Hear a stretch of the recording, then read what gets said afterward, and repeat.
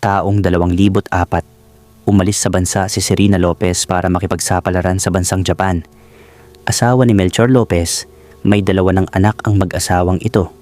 Pagkatapos ng 5 taon na pag-a-abroad ni Serena, ay natagpuan na lang si Melchor na patay sa construction site na pinagtatrabahuhan nito. Nagbigti siya gamit ang pinagsama-samang alambre na gamit din nila sa construction site. Hindi ba napakasimple? Dahil kung titingnan ng maigi, para lamang itong kaso ng pagpapakamatay. Ngunit nang may natuklasan ang mga awtoridad sa nangyari, dito nabuksan ang kakaibang kaso laban sa asawa mismo ng nagpakamatay na si Melchor Lopez. Ganito kasi ang kwentong ito. Sa maniwala kayo't hindi, mga kaibigan, nangyari ito sa isang bayan sa Pangasinan.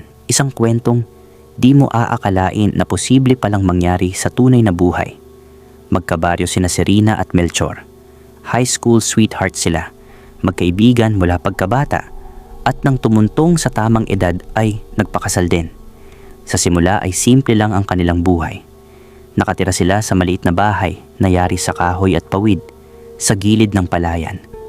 Madalas ay magkasama silang nagtatanim ng gulay sa likod ng bahay at nag-aalaga ng manok at baboy para kahit paano'y may dagdag sa pang-araw-araw.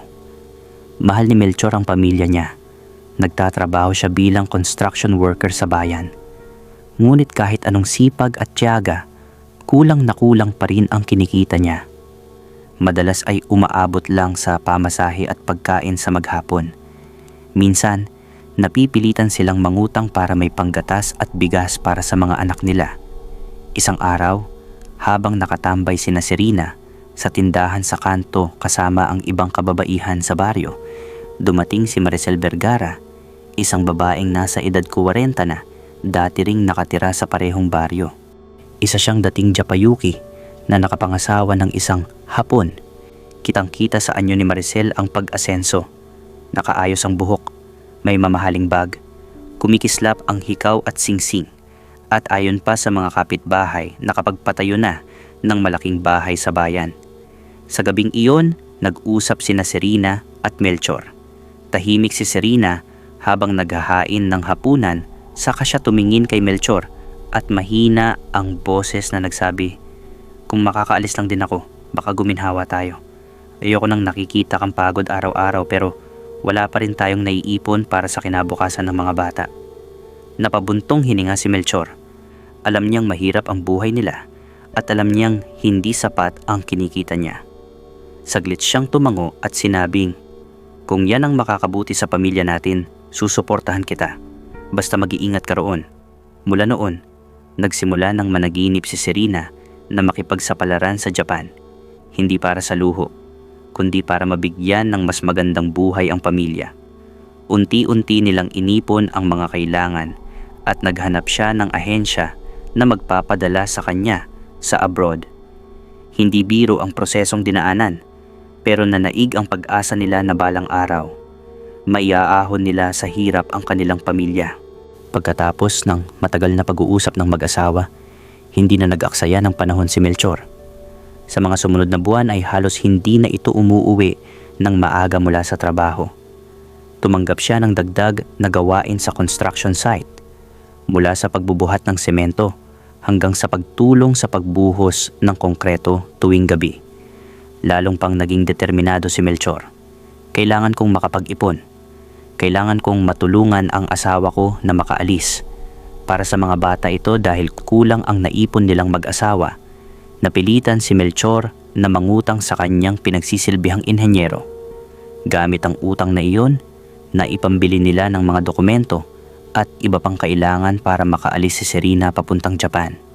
Sa mga huling gabi, bago ang pag-alis ni Serena, madalas silang nag-uusap habang nakaupo sa harap ng kanilang maliit na bahay. "Sigurado ka ba riyan, Serena?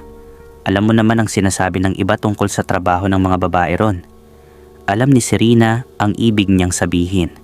Sa baryo, kapag may babaeng papuntang Japan bilang entertainer, laging may mga bulong at espekulasyon. Sa mga papeles at kontrata ay entertainer ang nakalagay, pero hindi malinaw kung ano talaga ang gagawin sa mga club o bar na pinagtatrabahuhan ng mga kababaihan. Sa loob-loob ni Melchor, masakit iyon. Ngunit bilang ama at asawa, pinili niyang isantabi ang pagdududa. Para sa mga anak natin ito, kung ayan lang ang paraan, ayos lang. Mag-iingat ka lang doon. Wika niya isang gabi habang pinagmamasdan si Serena na nag-aayos ng mga damit sa lumang maleta. Sa mga sumunod na araw, naging abala sila sa paghahanda. Habang si Serena ay inaasikaso ang mga papeles, si Melchor naman ay walang tigil sa pagkayod para may maipadala sa ahensya. Lahat ng sakripisyo, lahat ng pagod at pawis ni Melchor ay para lamang masigurong makakaalis ang asawa niya at maiaahon ang pamilya sa hirap. At nang dumating ang araw ng pag-alis ni Serena patungong Japan, tahimik lang si Melchor habang pinagmamasdan ang asawa na sumasakay sa bus papuntang Maynila. Walang luha, ngunit bakas sa kanyang mukha ang bigat ng loob at pag-aalala. Sa unang 2 taon ng pag-a-abroad ni Serena, tila natupad ang pangarap ng mag-asawa na guminhawa ang kanilang buhay.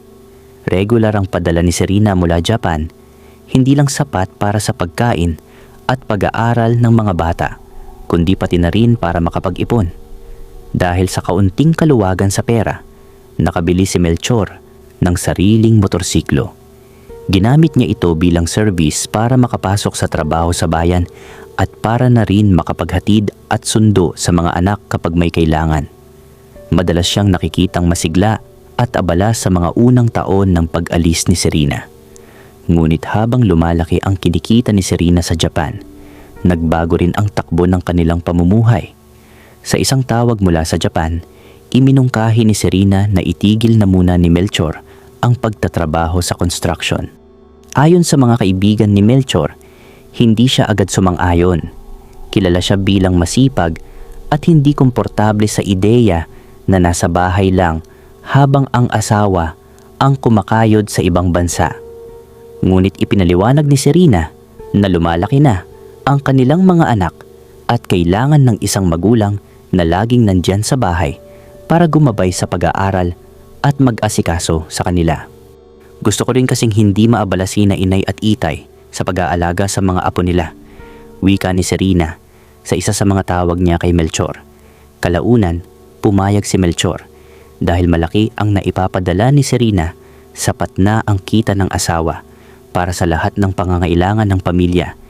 Tumigil siya sa trabaho at mas naging abala sa mga gawaing bahay at pag-aalaga sa mga anak. Ngunit ayon sa mga kapitbahay at ilang malapit na kaibigan, napansin nilang unti-unting nag-iba ang ugali ni Melchor habang tumatagal. Sa halip na mas maging masigla, tila nawalan ito ng sigla. Nasanay si Melchor sa pag-upo lamang sa bahay, madalas ay nakaupo sa kanilang balkonahe at nakatingin sa malayo habang nagyoyosi. Noon, sanay siyang magising ng maaga para magtrabaho sa construction site. Pero ngayon, minsan ay late na bumabangon at halos walang ganang gumawa ng gawaing bahay. Sa kabila ng sapat na pinansyal na suporta mula sa asawa, nagsimula siyang makaramdam ng pagiging walang silbi. Ayon sa mga nakakausap niya noon, minsan ay nababanggit niyang nakakaramdam siya ng hiya dahil wala siyang sariling kita at inggit dahil ang asawa niya ang bumubuhay sa pamilya. Habang patuloy na nagpapadala si Serena mula Japan, nagbago rin ang lifestyle ni Melchor. Sa una, tila wala namang problema. Pero nang makabili siya ng isa pang motorsiklo, hindi na yung simpleng service para sa trabaho, kundi yung mapormang klase na may kislap at tunog na agaw pansin. Dito na nagsimulang mabago ang takbo ng kanyang buhay. Ayon sa mga kapitbahay, naengganyo si Melchor na sumali sa isang local rider club. Doon, nakilala niya ang mga kabarkadang mahilig sa long rides, inuman, at madalas na mga salo-salo. Sa umpisa, kasama pa raw niya ang mga anak kapag may maikling lakad ang grupo, pero di nagtagal, naging bihira na siyang makita sa bahay. Dahil sa patuloy na pagpasok ng pera mula kay Serena, bihira nang mag-alala si Melchor sa gastusin. Madalas siyang magpainom ng alak para sa mga kasama, parang hindi iniisip kung nauubos na ang padala ng asawa. Ayon sa ilang nakakakilala sa kanya, naging bukang bibig niya ang mga salitang, "Wala namang problema sa pera, nagpapadala naman si Serena, Kaya, inuman na lang tayo. May mga pagkakataon pa raw na habang tumatawag si Serena mula Japan, karaniwan tuwing gabi, ay nadidinig ng mga kainuman ni Melchor ang kanilang pag-uusap. Sa halip na may paggalang at lambing sa asawa, naririnig daw nila ang tila pabirong pananalita ni Melchor. "Sige, mahal, magpakain ka lang dyan. Basta bigyan mo ako ng pera." Parang iba na siya. Noon, kapag tumatawag si Serena, tahimik siya at parang may respeto. Pero nitong mga huli, parang nasasanay na siya lang ang nasa bahay at parang wala nang bigat ang boses niya kapag kausap ang asawa. At sa mga gabing nag-iisa si Melchor pagkatapos ng inuman, minsan ay nakikita raw itong nakaupo sa tapat ng bahay, tahimik, walang kibo, parang malayo ang iniisip. May mga pagkakataon pa nga raw na napapabuntong hininga ito at maririnig ang mahina niyang bulong. Ganito na lang ba ako hanggang dulo?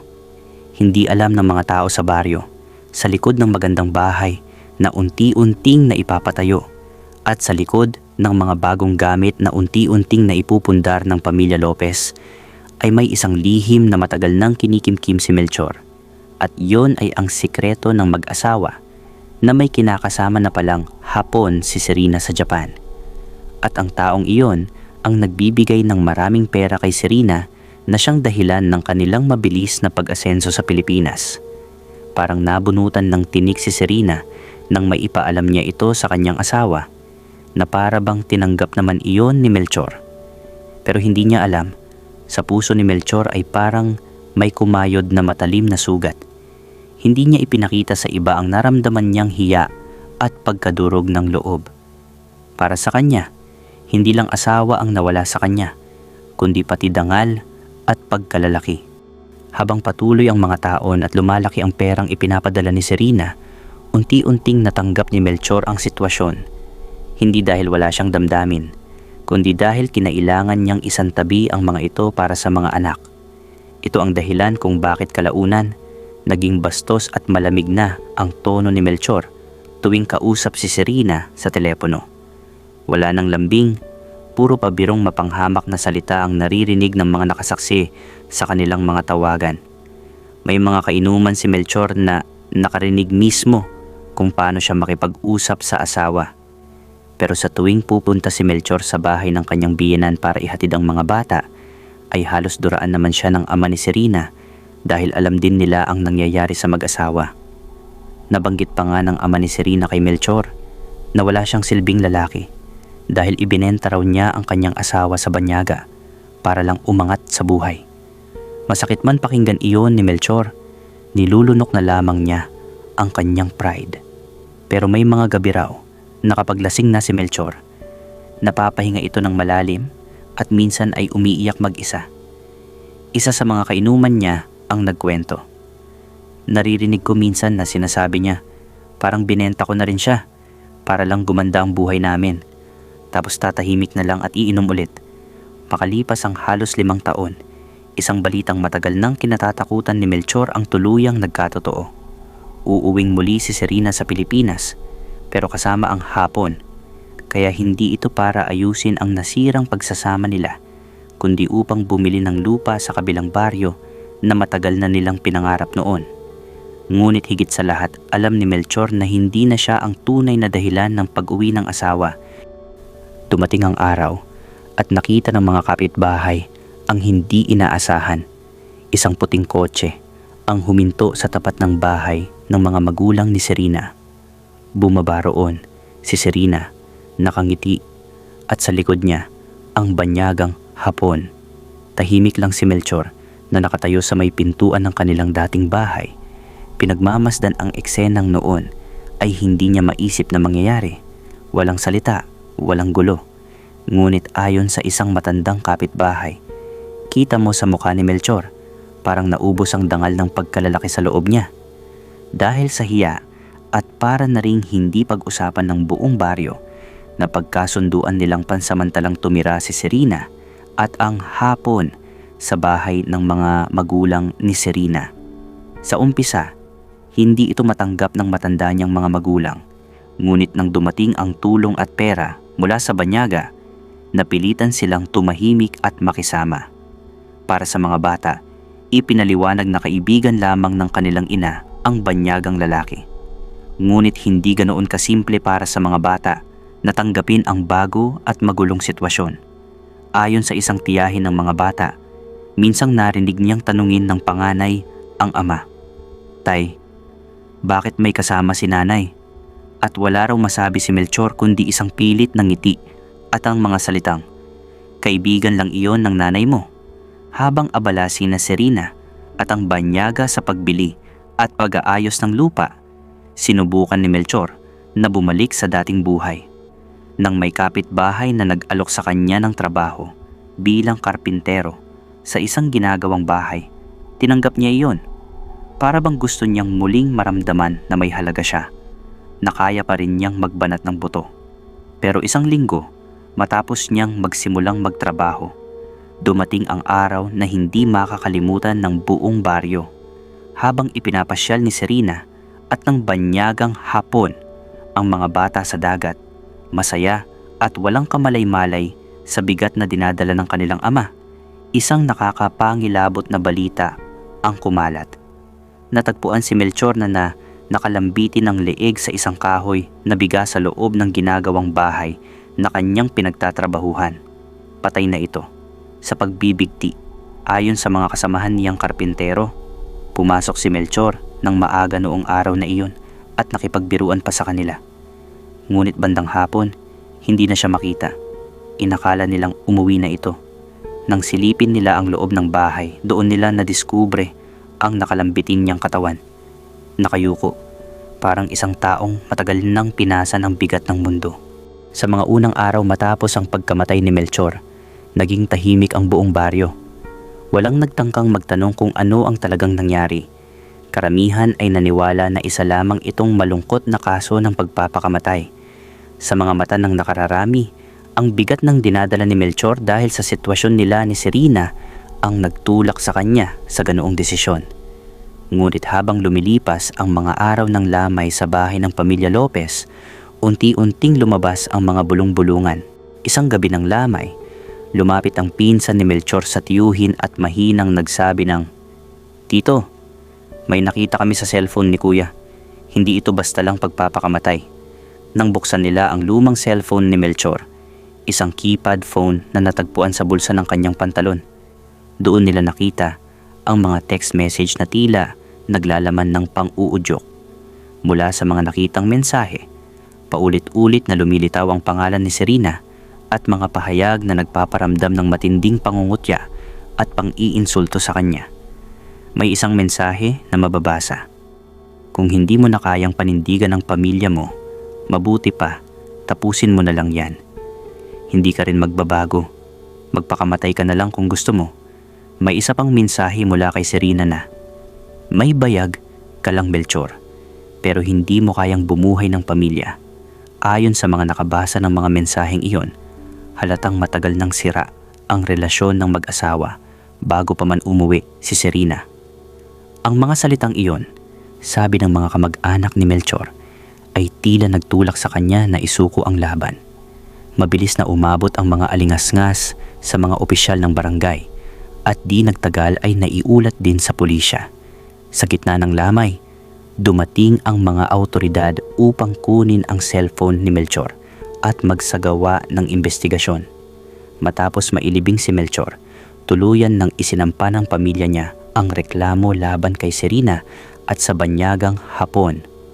Ang kaso ay hindi na simpleng pagpapakamatay, kundi isang aligasyon ng pagsusulsol sa pagpapakamatay o inducing another to commit suicide, isang napakabihirang kaso sa ilalim ng batas ng Pilipinas.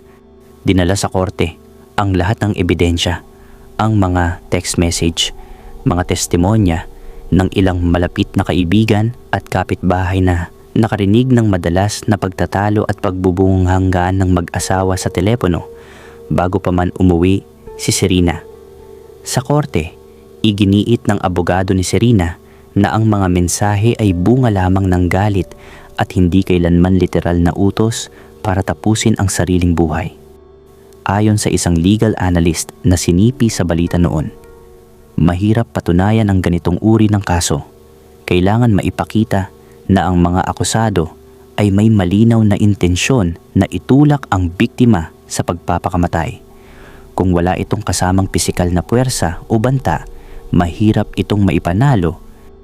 Sa Pilipinas, ang batas na karaniwang tumatalakay sa ganitong sitwasyon ay Article 365 ng Revised Penal Code, RPC, para sa reckless imprudence at mas espesipikong may kaugnayan sa Article 365 in relation to Article 282, threats, o minsan ay sa anti-bullying law kung menor de edad ang sangkot.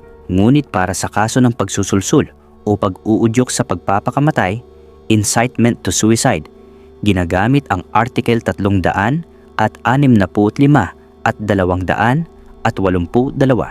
at lalo na ang Article 282 o kung may direktang pag-uutos ay pwedeng pasok sa Article 5 ng RPC, acts not covered by law but punished if done with criminal intent and caused harm. Matapos ang ilang buwan ng pagdinig, nauwi sa pagkadismaya ang pamilya ni Melchor.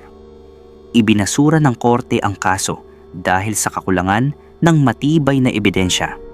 Pero gayunpaman, ang aral sa true story na ito ay hindi tungkol sa batas, kundi kung paano nasisira ang pamilya kapag mas pinahahalagahan ang pera kaysa sa mga taong tunay na nagmamahal at nagbibigay halaga sa iyo. Sa inyo, sa tingin ninyo, sino ba talaga ang nagkamali sa dalawa? Gayong ang hangad lang naman nila ay mangarap at umasenso